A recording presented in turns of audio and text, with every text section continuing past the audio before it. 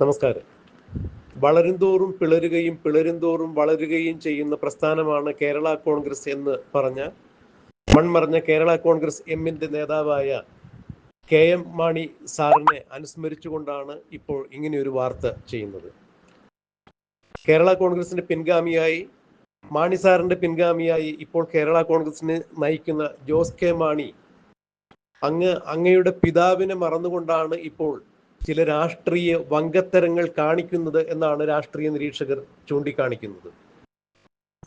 KM മാണിയോട് മുഖ്യമന്ത്രി പിണറായി വിജയനും ഇടതുപക്ഷവും എന്താണ് ചെയ്തത് എന്നുള്ളതിന് ഏറ്റവും വലിയ ദൃഷ്ടാന്തം തന്നെയാണ് 2015 മാർച്ച് 13 നിയമസഭയിൽ ഏറ്റവും കൂടുതൽ ബജറ്റ് അവതരിപ്പിച്ചിട്ടുള്ള മാണി സാറ് 2015 മാർച്ച് 13 ബജറ്റ് അവതരിപ്പിക്കാൻ എത്തിയപ്പോൾ ഉണ്ടായ കോലാഹലങ്ങൾ. ഇന്നിപ്പോൾ അങ്ങയുടെ തോളിൽ കൈയിട്ടുകൊണ്ട് നടക്കുന്ന മുഖ്യമന്ത്രി പിണറായി വിജയനും ബഹുമാന്യനായ വിദ്യാഭ്യാസ വകുപ്പ് മന്ത്രി ശിവൻകുട്ടിയുമെല്ലാം എന്താണ് അങ്ങയുടെ അച്ഛനായ KM മാണിയോട് ചെയ്തത് എന്നുള്ളത് അങ്ങേക്ക് ഓർമ്മയുണ്ടാകുമോ എന്നുള്ളത് അറിയില്ല.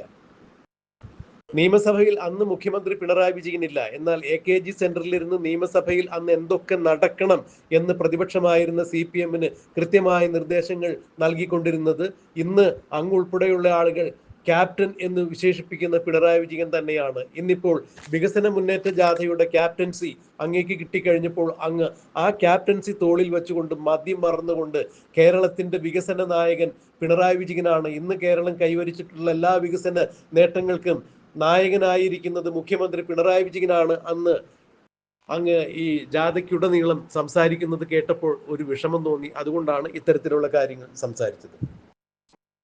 കേരളത്തിലെ നവോത്ഥാനത്തിന്റെയും പുരോഗമന പ്രസ്ഥാനത്തിന്റെയും നായകനാകാൻ വേണ്ടി മുഖ്യമന്ത്രി പിണറായി വിജയൻ ആവത് ശ്രമിച്ചിട്ടുണ്ടായിരുന്നു. ഒരുപക്ഷെ അയ്യങ്കാളിയുടെയോ ശ്രീനാരായണ ഗുരുവിന്റെയോ ഡോക്ടർ പൽപ്പുവിന്റെയോ ഒക്കെ നിരയിലേക്ക് ഉയർന്നു വരുന്നതിന് വേണ്ടി മുഖ്യമന്ത്രി പിണറായി വിജയൻ കളിച്ച നാറിയ കളി തന്നെയാണ് ശബരിമലയുടെ ആചാരാനുഷ്ഠാനങ്ങൾ ലംഘിച്ചുകൊണ്ട് അവിടെ സ്ത്രീകളെ പ്രവേശിപ്പിക്കുക എന്നുള്ളത്. യൗവനയുക്തകളായ സ്ത്രീകൾ ശബരിമലയിൽ പ്രവേശിക്കാൻ പാടില്ല എന്നുള്ളത് ശബരിമലയുടെ താന്ത്രിക ആചാര വിധികളുടെ ഭാഗമാണ്. എന്നാൽ ശബരിമലയിൽ അന്ന് ദേവസ്വം കമ്മീഷണറായിരുന്ന വാസുവിനെ കൊണ്ട് സുപ്രീം കോടതിയിൽ ഉമ്മൻചാണ്ടി സർക്കാർ കാലത്ത് സമർപ്പിച്ചിരുന്ന സത്യവാങ്മൂലം പിൻവലിച്ചുകൊണ്ട് ഏതെങ്കിലും യുവതികൾ ശബരിമല ദർശനത്തിന് എത്തുകയാണെങ്കിൽ അവർക്ക് ദർശന സ്വാതന്ത്ര്യം അനുവദിക്കുന്നതിന് ഞങ്ങൾ തിരുവിതാംകൂർ ദേവസ്വം ബോർഡിന് യാതൊരു തരത്തിലും എതിർപ്പില്ല, ഞങ്ങൾക്ക് അതിന് അനുകൂലമേ ഉള്ളൂ എന്നുള്ള ഒരു സത്യവാങ്മൂലം സുപ്രീം കോടതിയിൽ നൽകിക്കൊണ്ട് സുപ്രീം കോടതിയിൽ നിങ്ങൾക്ക് ഇഷ്ടപ്പെട്ട ആളുകളെ കൊണ്ട്, അതായത് ഇടതുപക്ഷത്തിന് ഇഷ്ടപ്പെട്ട ആളുകളെ കൊണ്ട് പിണറായി വിജയൻ ഒരു കേസ് കൊടുപ്പിക്കുകയും ആ കേസിൽ സുപ്രീം കോടതി പൗര സ്വാതന്ത്ര്യം കണക്കിലെടുത്തുകൊണ്ട് ലിംഗഭേദങ്ങൾ ഒരു കാരണവശാലും ഭക്തിക്ക് വിലക്കാകാൻ പാടില്ല എന്ന് ചൂണ്ടിക്കാണിച്ചുകൊണ്ട് ശബരിമലയുടെ പ്രാധാന്യത്തെക്കുറിച്ച് സുപ്രീം കോടതി മനസ്സിലാക്കാതെ, അല്ലെങ്കിൽ സുപ്രീം കോടതിയെ തിരുവിതാംകൂർ ദേവസ്വം ബോർഡ് ശബരിമലയുടെ ആചാരാനുഷ്ഠാനങ്ങളെക്കുറിച്ച് ധരിപ്പിക്കുന്നതിൽ വീഴ്ച വരുത്തുകയും തന്മൂലം സുപ്രീം കോടതിയിൽ അങ്ങനെ ഒരു വിധി സമ്പാദിക്കുകയും നവോത്ഥാന നായകൻ എന്ന പേര് നേടുന്നതിന് വേണ്ടി ശബരിമലയിൽ നട്ടപ്പാതിരയ്ക്ക് സ്ത്രീകളെ കൊണ്ടുപോയി പ്രവേശിപ്പിച്ച് തൊഴിപ്പിച്ച് പിണറായി വിജയനോട് ചേർന്ന് നിന്നുകൊണ്ട് ഇപ്പോൾ നിങ്ങൾ പിണറായി വിജയനാണ് കേരളത്തിലെ നവോത്ഥാന പ്രസ്ഥാനത്തിന്റെയും പുരോഗമന പ്രസ്ഥാനത്തിന്റെയും വികസന പ്രസ്ഥാനത്തിന്റെയും നായകൻ എന്ന് ഒരു പട്ടം ചാർത്തി കൊടുക്കുമ്പോൾ 2015 മാർച്ച് 13 KM മാണി എന്ന കേരളം കണ്ട ഏറ്റവും കൂടുതൽ ബജറ്റ് അവതരിപ്പിച്ച ധനകാര്യമന്ത്രിയോട് CPM എന്ന് പറയുന്ന ഈ പാർട്ടിയും പിണറായി വിജയനും എന്താണ് ചെയ്തത് എന്നുള്ളത് KM മാണിയുടെ മകനായ ജോസ് കെ മാണി മറന്നു പോകുന്നു എന്നുള്ളതാണ് ഈ വാർത്തയ്ക്ക് അടിസ്ഥാനമായി പറയുന്നത്. എന്താണ് KM മാണിയോട് അന്ന് നിങ്ങളുടെ ഇടതുപക്ഷം ഇപ്പോൾ നിങ്ങളുടെ തോളിൽ കൈയിട്ടുണ്ട് നടക്കുന്ന ആളുകൾ ചെയ്തത് എന്നുള്ളത് ഓർത്ത് നോക്കുക. നിങ്ങളുടെ വീട്ടിൽ, അതായത് KM മാണിയുടെ വീട്ടിൽ നോട്ട് എണ്ണുന്ന മെഷീൻ ഉണ്ട് എന്നാണ് അന്ന് ഇടതുപക്ഷം പറഞ്ഞു വരുത്തിയത്. ബാർ കോഴ കിട്ടിയ പണം മാത്രമല്ല, കേരളം തോറും ബാറുകൾ അനുവദിച്ചതിന് അനധികൃതമായി KM മാണിക്ക് കിട്ടിയ കോടികൾ എണ്ണിത്തീർക്കുന്നതിന് നോട്ടടിക്കുന്ന അല്ലെങ്കിൽ നോട്ട് എണ്ണുന്ന മെഷീനാണ് KM മാണിയുടെ വീട്ടിൽ സൂക്ഷിച്ചിരിക്കുന്നത് എന്നാണ് ഇടതുപക്ഷത്തിന്റെ നേതാക്കന്മാർ വിളിച്ചു കൂവിയത്. അതിന് നേതൃത്വം നൽകിയതാവട്ടെ പിണറായി വിജയൻ. ഇന്ന് നിങ്ങൾ വികസന നായകൻ, വിപ്ലവ നായകൻ, നവോത്ഥാന നായകൻ എന്നൊക്കെ വിശേഷിപ്പിച്ചുകൊണ്ട് വികസന മുന്നേറ്റ ജാഥ നയിക്കുമ്പോൾ പിണറായി വിജയനെ അടിമുടി നിങ്ങൾ വാഴ്ത്തിപ്പാടുന്നുണ്ടല്ലോ. ഈ വാഴ്ത്തിപ്പാടുന്ന സമയത്തും പിണറായി വിജയൻ എന്തൊക്കെയാണ് നിയമസഭയിൽ KM മാണിയെ തേജോവധം ചെയ്യുന്നതിന് വേണ്ടി പ്ലാൻ ചെയ്ത നാടകങ്ങൾ എന്തൊക്കെയായിരുന്നു എന്ന് നിങ്ങൾ ഇപ്പോൾ നിങ്ങളുടെ തോളിൽ കൈയിട്ട് നടക്കുന്ന മന്ത്രി ശിവൻകുട്ടിയോടൊക്കെ ഒന്ന് ചോദിച്ചു നോക്കൂ. അപ്പോൾ അറിയാം എന്തായിരുന്നു അന്ന് KM മാണിക്കെതിരെ നടത്തിയ ഗൂഢാലോചന എന്ന്. ഇനിയിപ്പോൾ അവർ പറഞ്ഞില്ലെങ്കിലും കേരളം മുഴുവൻ കെ എം മാണിക്കെതിരെ പിണറായി വിജയനും ഇടതുപക്ഷവും അന്ന് നിയമസഭയിൽ ചെയ്തത് എന്താണെന്നുള്ളത് കൃത്യമായ സമയത്ത് യഥാസമയം ലോകം മുഴുവൻ CCTV-യിലൂടെ അല്ലെങ്കിൽ നിയമസഭയിൽ നിന്ന് സംപ്രേഷണം ചെയ്ത ആ ദൃശ്യങ്ങൾ കണ്ടുകൊണ്ടിരിക്കുകയായിരുന്നു. മറ്റു ചാനലുകൾ എല്ലാവരും സഭാ TV-യിൽ നിന്ന് എടുത്ത് ആ ദൃശ്യങ്ങൾ കാണിക്കുന്നുണ്ടായിരുന്നു തത്സമയം. കെ എം മാണി എന്ന ഒരു രാഷ്ട്രീയ നേതാവിനെ നശിപ്പിക്കുന്നതിന് വേണ്ടി എന്തൊക്കെ കാണിക്കാമോ അതൊക്കെ അന്ന് പിണറായി വിജയനും കൂട്ടരും കെ എം മാണിയോട് ചെയ്തു. എപ്പോഴും കെ എം മാണി ബജറ്റ് അവതരിപ്പിക്കുന്ന അവസരത്തിൽ പാലായിലുള്ള വീട്ടിലെത്തുകയും ബജറ്റ് അവതരിപ്പിക്കാൻ പോകുന്നതിന് മുമ്പ് പാലായിലുള്ള കുടുംബാംഗങ്ങൾ ഒരുമിച്ചിരുന്ന് പ്രാർത്ഥന നടത്തുകയും പിന്നീട് അദ്ദേഹം പാലാ പള്ളിയിലുമെല്ലാം പ്രാർത്ഥന നടത്തിയതിനു ശേഷം തന്നെയാണ് നിയമസഭയിലെത്തി ബജറ്റ് അവതരിപ്പിക്കാറുള്ളത്. എന്നാൽ 2015 മാർച്ച് 13 ബജറ്റ് അവതരിപ്പിക്കുന്നതിന് മുമ്പ് കെ എം മാണിക്ക് വീട്ടിൽ വരാൻ സാധിച്ചില്ല, പാലായിലെ സ്വന്തം വീട്ടിൽ വരാൻ സാധിച്ചില്ല എന്നുള്ളത് നിങ്ങൾക്ക് ഓർമ്മയുണ്ടാവുമോ എന്നുള്ളത് അറിയില്ല.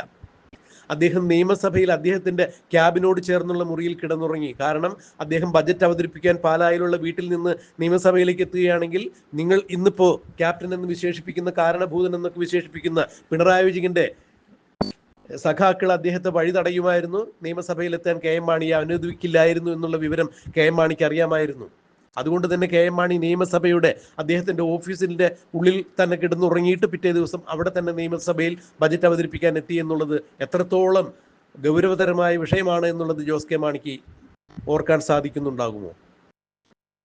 രാഷ്ട്രീയത്തിൽ നിത്യമായ ശത്രുക്കളോ മിത്രങ്ങളോ ഇല്ല എന്നുള്ളത് അറിയാം. എന്നാൽ നിങ്ങൾ UDF പാളയം വിട്ട് LDF പാളയത്തിലേക്ക് ചേക്കേറുമ്പോൾ നിങ്ങൾക്ക് ഒരു മന്ത്രിസ്ഥാനം നിങ്ങൾ പ്രതീക്ഷിച്ചിട്ടുണ്ടായിരുന്നു. അത് കൃത്യമായി തന്നെ പൊലിയുകയും ചെയ്തു. ഇപ്പോൾ നിങ്ങളുടെ മന്ത്രി, നിങ്ങളുടെ കെ എം മാണിയുടെ പാർട്ടിയിലുള്ള മന്ത്രി റോഷി അഗസ്റ്റിനാണ്. റോഷി അഗസ്റ്റിന് മന്ത്രിസ്ഥാനം കിട്ടുമ്പോഴും അദ്ദേഹത്തിന്റെ പ്രൈവറ്റ് സെക്രട്ടറിയായി കേരള കോൺഗ്രസിൽ നിന്ന് ഒരാളെ പോലും നിയോഗിക്കാൻ നിങ്ങൾക്ക് പറ്റിയില്ല. കാരണം അദ്ദേഹത്തിന്റെ പ്രൈവറ്റ് സെക്രട്ടറിയായി CPM കാരനാണ്. അപ്പൊ അത്രത്തോളം നിങ്ങൾക്ക് LDF-ൽ സ്വാധീനമുള്ളൂ എന്നുള്ളതിന്റെ ഏറ്റവും വലിയ ദൃഷ്ടാന്തം തന്നെയാണ് അത്. അതായത് നിങ്ങൾ ഉൾപ്പെടെയുള്ള ആളുകളെ പിണറായി വിജയൻ നിയന്ത്രിച്ചുകൊണ്ടിരിക്കുന്നു. പിണറായി വിജയന്റെ വിരൽ തുമ്പിലെ പാവുകളായി നിങ്ങൾ LDF-ന്റെ ഘടകകക്ഷിയെ ചലിച്ചുകൊണ്ടിരിക്കുന്നു എന്നുള്ളത് ലജ്ജാകരം തന്നെയാണ്. കെ എം മാണിയുടെ ആത്മാവ് ഒരിക്കലും പൊറുക്കില്ല.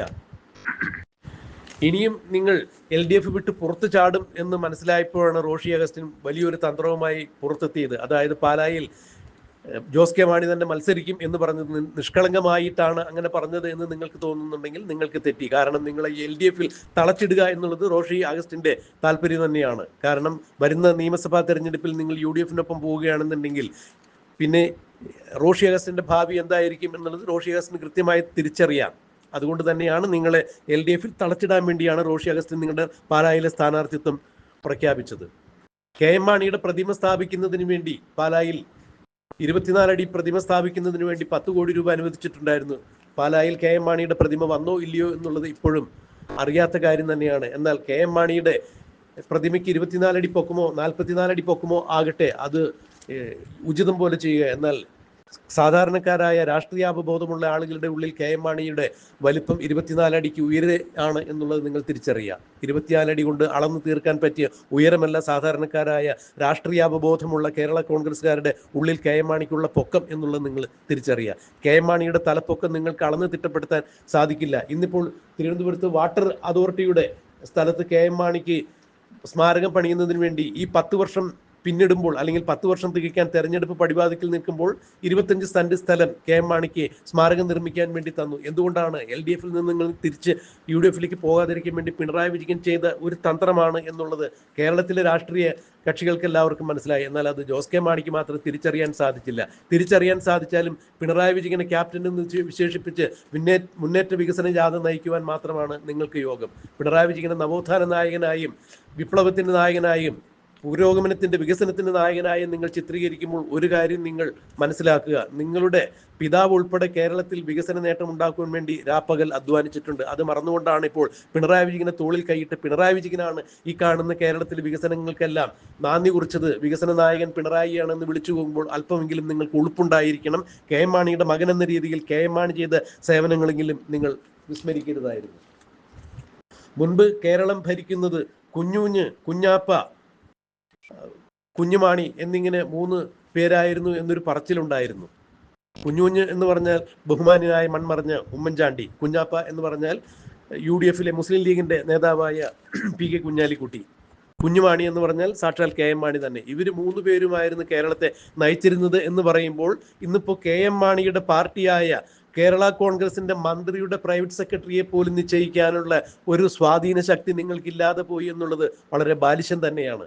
എന്തായാലും നിങ്ങൾ ഇനിയും LDF-ൽ തുടരാൻ ഉദ്ദേശിക്കുന്നുണ്ടെങ്കിൽ തീർച്ചയായും നിങ്ങൾ സുരക്ഷിതമായ മറ്റൊരു മണ്ഡലം തേടിക്കൊള്ളണം. പാലായിൽ മാണി കാപ്പനോട് ജയിച്ച് ഒരു കാരണവശാലും മത്സരിച്ച് ജയിക്കാൻ നിങ്ങൾക്കാവില്ല. മാണി സി കാപ്പനെതിരെ നിങ്ങൾ മത്സരിക്കുകയാണെങ്കിൽ കഴിഞ്ഞ വർഷത്തെ അതേ ഫലം തന്നെയായിരിക്കും. അതുകൊണ്ട് LDF-ൽ തുടരാൻ നിങ്ങൾ ഉദ്ദേശിക്കുന്നുണ്ടെങ്കിൽ സുരക്ഷിതമായ മറ്റൊരു മണ്ഡലം പിണറായി വിജയനോട് ചോദിച്ചു മേടിക്കേണ്ടത് ആവശ്യം തന്നെയാണ്. അതാണ് നിങ്ങളുടെ രാഷ്ട്രീയ ഭാവിക്ക് നല്ലത്. എന്തായാലും കേരളത്തിന്റെ വികസന നായകനായും നവോത്ഥാന നായകനായും പിണറായി വിജയനെ വിശേഷിപ്പിക്കുന്ന ജോസ് കെ മാണി താങ്കളുടെ പിതാവായ KM മാണിയെ മറന്നുകൊണ്ട്, കേരള കോൺഗ്രസിനെ മറന്നുകൊണ്ട്, മലങ്കര കേരള കോൺഗ്രസിനെ മറന്നുകൊണ്ട് ഇത്തരത്തിലുള്ള ജുഗുപ്സാവഹമായ ലജ്ജാകരമായ കാര്യങ്ങൾ ഇനിയും പറയില്ല എന്ന് കരുതട്ടെ.